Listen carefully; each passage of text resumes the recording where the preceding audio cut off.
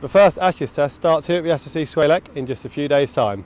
Over the next week we're going to be talking to staff, media, volunteers and in fact anyone else who helps put together this great event. Once the gates open on Wednesday morning, it's going to be over to the supporters to help us complete Glamorgan's Ashes video diary. Phil, just a couple of days from the Ashes now and you must be really looking forward to hosting 16,000 hungry and very thirsty ticket holders.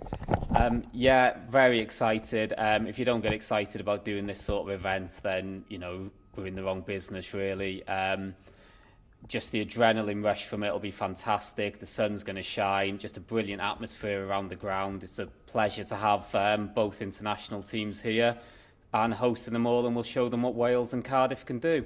Obviously you put together quite a selection of food and drink. What do you expect you might be running out of come Saturday or Sunday? Well, because the sun's going to shine, Pims I think will go well, but we've got plenty on site. We've got 152,000 pints of beer on site, 5,000 bottles of wine, 1,000 bottles of champagne. So hopefully we should have something for everyone. But hopefully come Sunday morning I'm going to be rushing around making panic orders because the day's going to go the full 5 days. Michael Hogan, obviously Australian, based here at Glamorgan in Cardiff. I'm going to put you straight on the spot. What do you expect to happen in the first test in terms of result? Australia will win. And on what basis? We're only a couple of days out now, and it looks like it's going to be good weather. So probably the draw out of the question. What do you think is going to be the difference between the sides? I think I don't know. I think Josh Hazlewood will be the difference. I think his bowling, is coming on in leaps and bounds, and I think he potentially for me will be the leading wicket taker in the series, and I think he'll be the difference in the series, to be honest with you. And obviously you spent the summer bowling on these wickets here at Cardiff. What do you expect the pitch to do come Wednesday morning? Well, I guess it changes a lot here if the sun comes out. If the sun's out and it's warm, it'll be a very good batting wicket. If it goes overcast, it'll tend to swing around a bit. So if the sun's out, it should be a few runs scored. What are you doing to a pitch in the couple of days leading up to the match? And indeed, do you do anything to the pitch overnight from day 1 to day 2 or day 2 to day 3? Or is it just a case of leaving the pitch now and knowing that your work's been done? No, we will obviously, as I've said, with these tools that we've now got, I can either keep rolling it, I can keep it covered. It depends on the weather from now on. But once the game started, everything's out of my hands. If Mother Nature says it's going to be 27 degrees for 5 days, then it's going to dry over those 5 days, and you would imagine that days 4 and 5 you'd get a bit of turn out of it. If it stays cloudy and overcast, whatever you start with, you'll probably finish with. It's quite simple. The rules on rolling, once the game starts, that's up to the captains to decide whether they use the heavy roller during the intervals, during the change of teams, or first thing in the morning. But once the game starts, that's all down to the captains and the umpires. Just lastly, because I'm conscious it started to rain and we might need to be covering a pitch. What are your hopes for the pitch for this test match? I would like, a pitch that's a good competition between bat and ball, and we've got the threat of the Australian attack. We want to see them, but we don't want to deliver something that plays into their hands. Graham, Glamorgan fans will be familiar with you from your role as a match host for the T20 Blast. What's your role going to be here for the test match? Well, it's a bit more relaxed in the test match series because it's more of a PA announcer role where we're just giving general information as opposed to trying to give too much razzmatazz. Although obviously we do want everybody to enjoy themselves, and there'll be a bit of atmosphere in the ground. But general information about what's going on and obviously the game itself. And I understand we've moved you from a dugout and we've given you the best seats in the house for this one. Absolutely, it's a pretty good view down the wicket. I'm up with the scorers, Andrew Hicknall and the team up there, so we've got a good view looking down the pitch, as opposed to normally on T20s where I'd be with a music guy. Obviously with no music as such, it's up with the scorers, just making sure I've got a good view of who's coming into bat, what's going on in the game itself. And I'll have, also, as well as the scorers, I'll have a stats machine, which is what's used by Sky Sports, giving me all the information when I need it. And we very much see you as a behind the scenes man. You've got your ECB t-shirt on. Can I ask you for a prediction for this match? You've obviously been out, looked at the wicket. Is that swayed you in any way, or? No, I think it looks very fair out there. I think you've got two very good sides. I think if perhaps this had been played as the first series, then I think everyone would have fancied Australia pretty convincingly. But England put up a good show against New Zealand. They've got some great momentum going on, an excellent team spirit, and I think that will be a little bit of a leveller. Plus, of course, home conditions as well. I think they'll need 2 or 3 of their better and more senior players to really stand up in the series.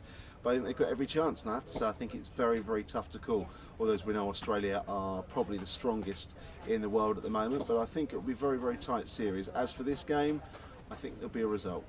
Graham, thanks for your time. We look forward to seeing you and of course hearing you through the test. Ollie, busy day for you, so thanks for joining us, obviously from great big events, and it's just another great big event for you guys. It is another great big event, but it's the Ashes, so it's super important, and it's obviously a globally significant event, so we're really excited and looking forward to getting involved tomorrow.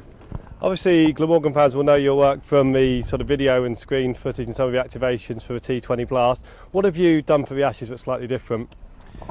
We are providing for the Ashes, we're providing video content again, so all the big screen content that's been provided to the ECB, so all of the data, so the way that the scorecard is displayed, the videos and the on-screen graphics have been provided to the ECB for them to use. We've also provided some scripting and some music elements, and then specifically tomorrow we're providing the opening ceremony. You've stolen my next question, but without giving too much away, can we have a little sneak peek of what that's going to involve? Yeah, absolutely. So the opening ceremony, in keeping with Test cricket and I'm not sure what the word is, but the importance of the Ashes. We will have musical elements which will feature the host nation, so Wales, and also England and Australia. There'll be field movements with giant flags, and there'll be some subtle pyrotechnics and anthem performances for all 3 nations. Chris, you'll be taking photos for all 5 days of the Ashes test. What sort of shots will you be looking to grab? Hopefully we'll be getting lots of celebrations, England batsmen scoring 6s, so we'll be sat down here by the side of the pitch behind the bowler's arm. We'll also have remote cameras set up in the stands, so whenever we take a picture on one of these, those will fire as well, so you don't miss any of the action from every angle.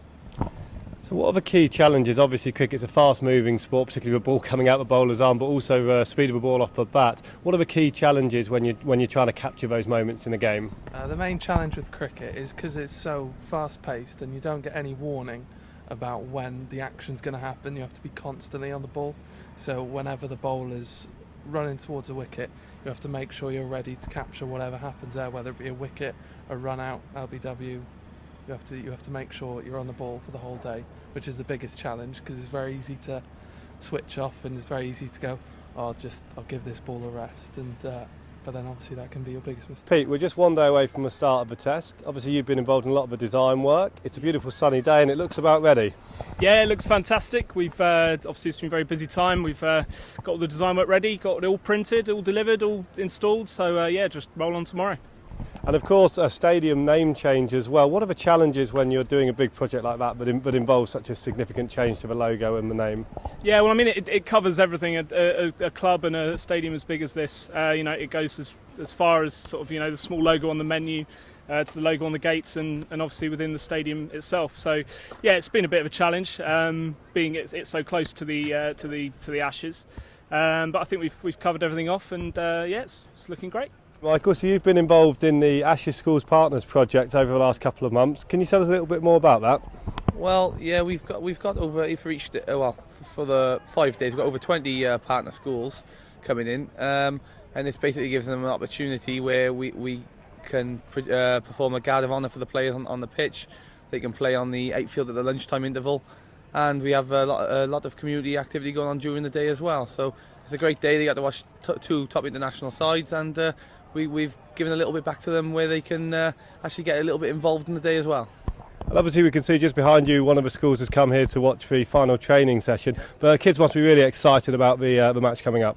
Well, it just puts cricket in this area back on the map a little bit. Everyone in this area I've spoke to about cricket is talking about the Ashes, and it just gives the next generation of potential cricketing youngsters to come and see Ashes on their doorstep, and it's a very exciting time for the area. Lewis, thanks for joining us. Talk us through your afternoon. Well, just had a bit of bowling against the Australian team out on the field. Okay, great stuff. So tell us a little bit about how that came about. A friend of mine put my name forward to one of the Glamorgan Academy coaches. They took a look at me and asked me to come down and have a bowl at the England and Australian teams. Okay, so which Australian players have you been facing up to this afternoon? Sean Marsh, Chris Rogers and Mitchell Marsh. Quite an awesome trio there. So were you a little bit overawed bowling against them? How was your first ball? First ball, very sore. Haven't bowled in a while. But no, great experience. Yeah, it was a great experience. And were you just bowling your kind of regular action, or did you try a couple of new things to try and catch them out? Obviously tried a couple of new things, try and get a few wickets, quite big names. And did you get any big name scalps? Yeah, Chris Rogers nicked off and Sean Marsh as well. Both of them definitely would have been caught behind. Definitely, yeah. I'm claiming it anyway.